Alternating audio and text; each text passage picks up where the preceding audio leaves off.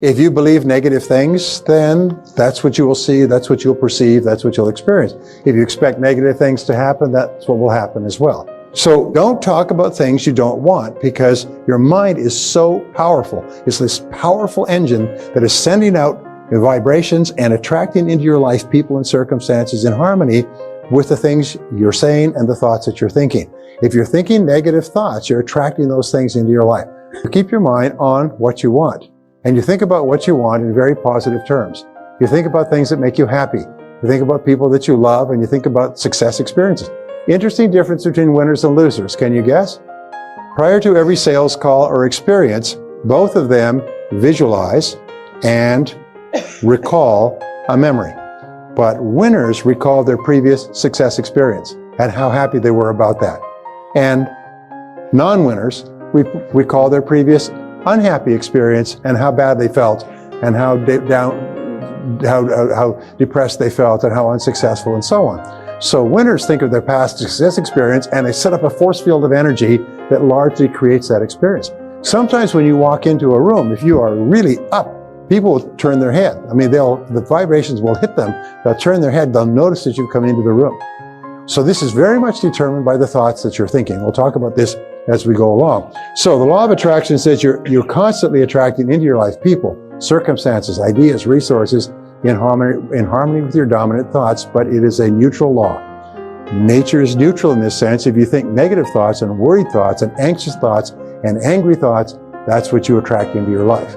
And so it's really important that you be aware of that. As within, so without. What it says is that your entire world around you is a mirror that reflects back to you your dominant thoughts. We say wherever you look, there you are. It's almost like you live in a 360-degree mirror. And wherever you look, you see yourself reflected back. Now, the 3 or 4 places where this is most common is, first of all, your relationships. Now, remember, human beings are extraordinarily sensitive, so that if you have negative thoughts going on about anything, you affect the relationships close to you instantaneously. They'll pick it up across a crowded room. Women, by the way, are far better at this than men. Men are kind of like blocks of cheese, but women are like high-tech computers. Have you ever had an experience? Every man's had an experience. They phone home, they say, hi. She says, what's wrong? That's all you said is hi or hello. She said, what's wrong? Is it your boss again? How did you know? A woman can pick it up with a single word. You can walk in the door and say hi, and she'll just go, instantly, she'll just read it. With regard to relationships, your relationships almost instantaneously will show you what's going on inside your own thoughts. If you're feeling happy, your relationships will reflect it immediately. If you're unhappy or angry for some reason, they will reflect it immediately. Is your outer world of income will be determined by your inner world of attitude toward money, earning, productivity, performance, and everything else. With regard to your health, your inner world of attitude toward health, food, diet, fitness, everything else determines your external world of health. And also to success. If you believe that you're going to be a big success, if you believe it on the inside, then you'll see it. It'll be reflected back to you in your outer world. Remember, most people look at a mirror. If they don't like what's in the mirror, they bang and pound the mirror. But intelligent people realize that whatever they see in their outer world is coming from themselves. So they always ask this great question, is what is it in me? What is it in me that is causing what's going on in my environment? Now this is the question of the superior person. The average person always tries to blame something in their external environment or someone, past, present, future. Sometimes just challenging one thought can transform your life. I'll give you a quick story. Once upon a time, there was a young guy, grew up in a family. His father was a Fortune 500 executive, extremely wealthy. This kid grew up, he had everything, he had servants, he had money, he had everything else. He grew up spoiled beyond belief. And his father was busy working and so on, but for one reason or another, he grew up and he was very spoiled. He was pushy, he was arrogant, he was rude toward the servants and toward other people. And the father realized he had raised a really spoiled, wastrel type kid because he never had to work for anything in his life. Well, the young man went off to college, completed college, reasonable grades. And then he came back and he said, okay, Dad, get me a job. Nice kid.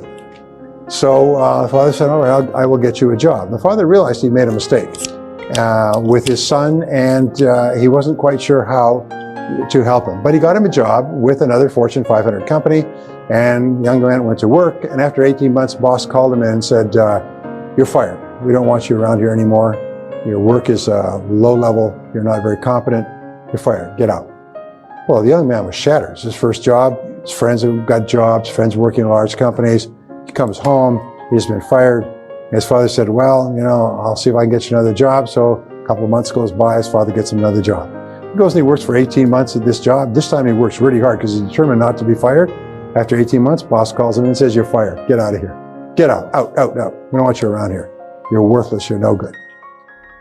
Kid goes home, and this time he's mid-20s. He's really upset and angry. His father says, well, let me see what I can do. I'll call around. And this time he gets him another job. 18 months later, he's fired for incompetence. He does this 4 times. And then the son discovers when he's about 28, 29. By this time, he's working hard. He's working long hours. He's working himself silly so he could do a great job, so he could really work up. And he's doing a great job. He's gotten better and better, more disciplined, more focused and everything else, but fired 4 times in a row from major companies. And then he finally finds out somebody lets him slip. And he said, well, why am I being fired? He said, well, that was the deal. He said, what do you mean deal? He said, well, the deal was, I told your father I would put you on for 18 months, and he agreed as long as I would fire you at the end of 18 months. He said, quite honestly, you've done a fantastic job here, one of the best people we've ever seen, but that was the deal. This young man went home, and he was now he's in his late 30s, he is so mad. He gets into a shouting contest with his father. He swears at him, he says, that's it. He said, I will never talk to you. I will never have anything to do with you the rest of my life. He walks out, leaves, he gets his own job this time with a Fortune 500 company, becomes a crack executive, moves up to a senior position. He's well paid, well respected. And at the age of 38, he's still mad. And he's talking to his spouse or something else and what his father did all the way in his 20s. And his spouse, his wife said, honey, did you ever think that maybe your father loved you so much he was willing to put you through all of that, knowing you'd end up hating him? But he did that to make you the kind of man that you've become today. And it was just like a whack in the face. And suddenly the son realized, in all honesty, he was a jerk when he came out of school. And that now he was a successful, highly respected person.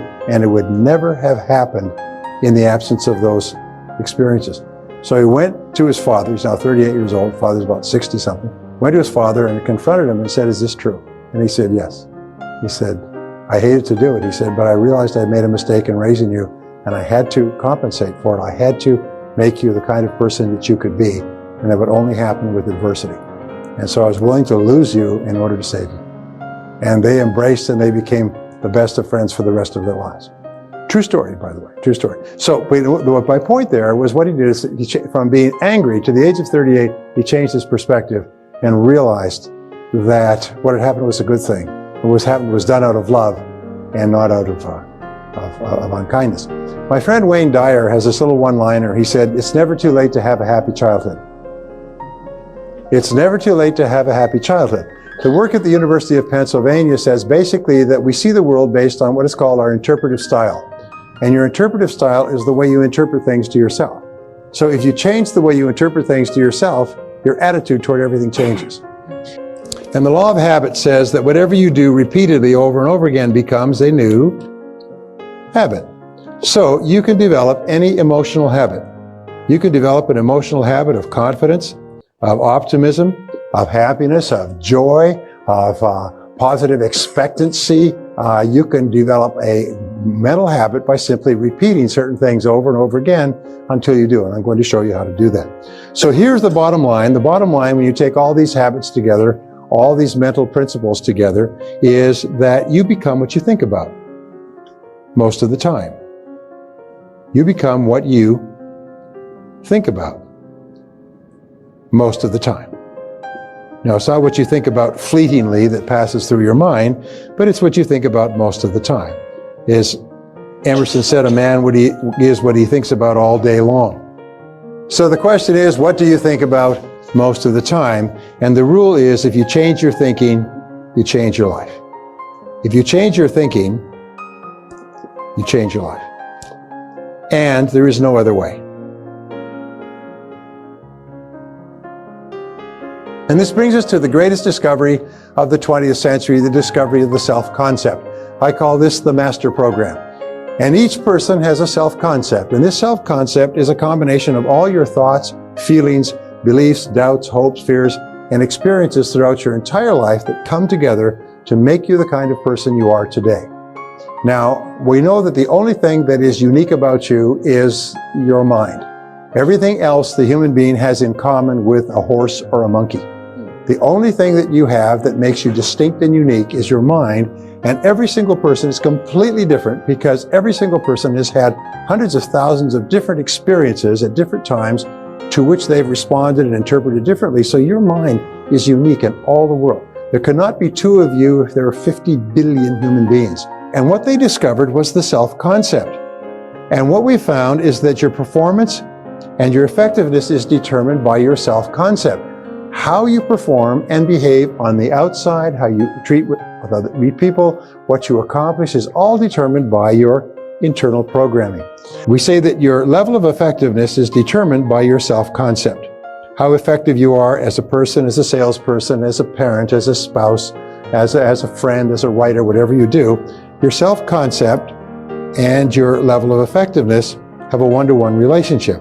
You've also heard it said that the average person uses only 10% of their potential. Well, this means that there's fully 90% of your potential left untapped. Some people only use a small part of their potential, but imagine that you could earn twice as much, 3 times as much, 5 times as much, just by using more of your potential. Well, according to the Stanford Brain Institute, that did some studies on this, actually cadaver studies, the average person really only uses about 2% of their potential.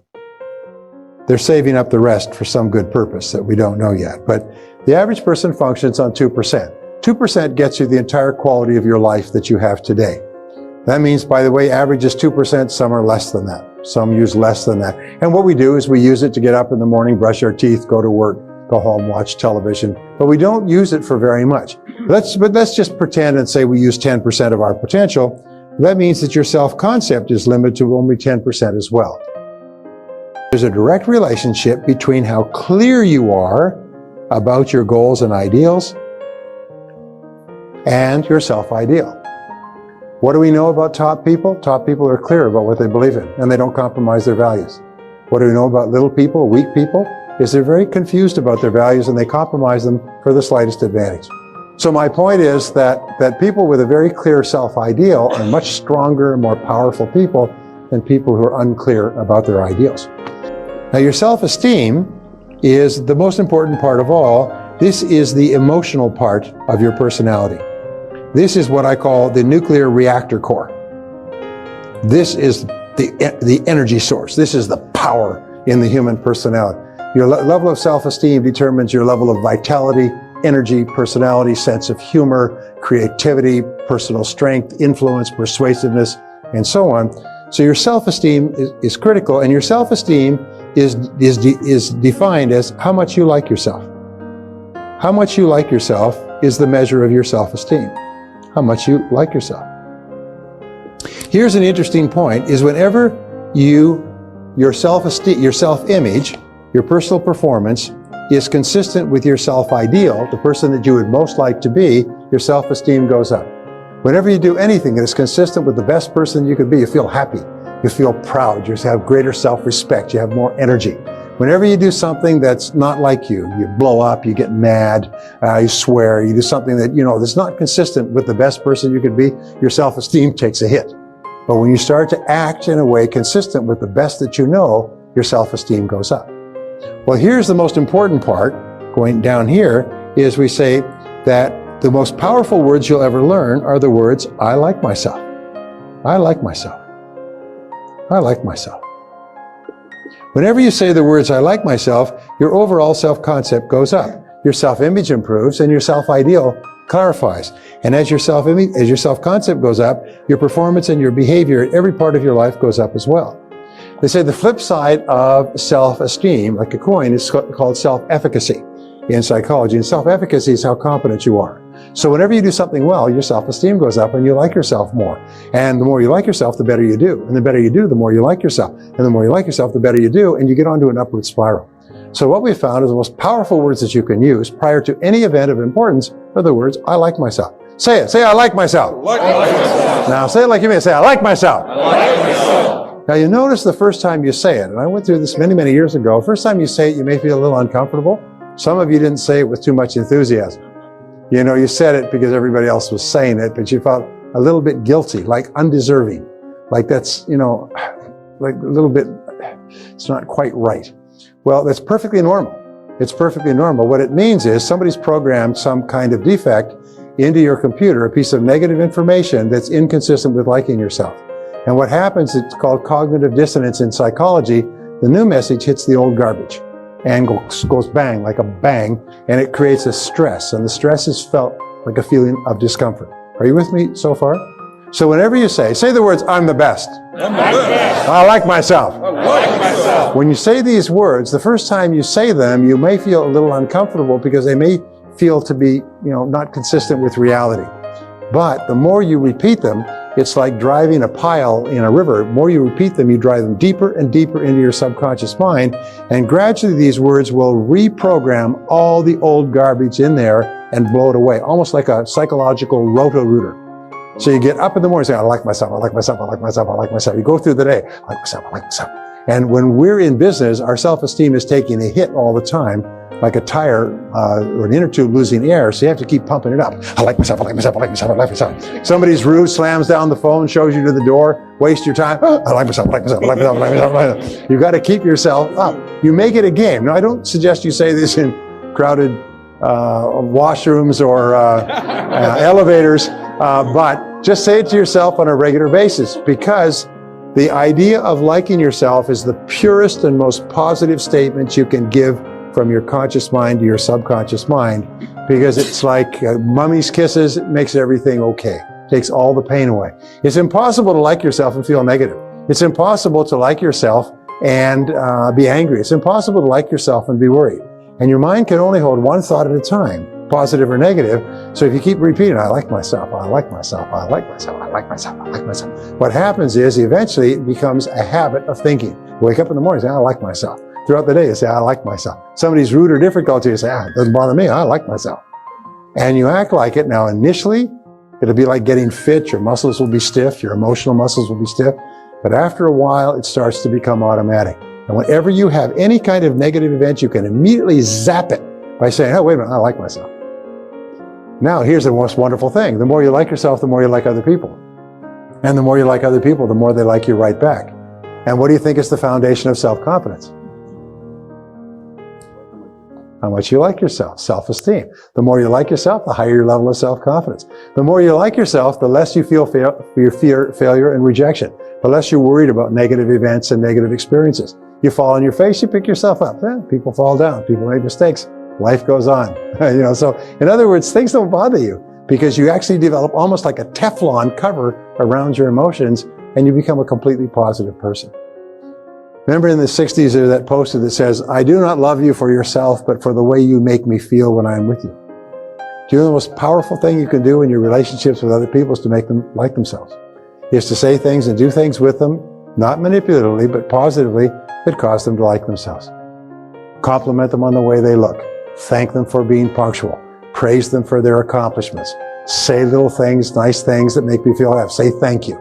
Causes people to like themselves. If you go through the world, sort of like a hummingbird going from flower to flower, making people feel important, making people like themselves, you'll be one of the most popular people there is.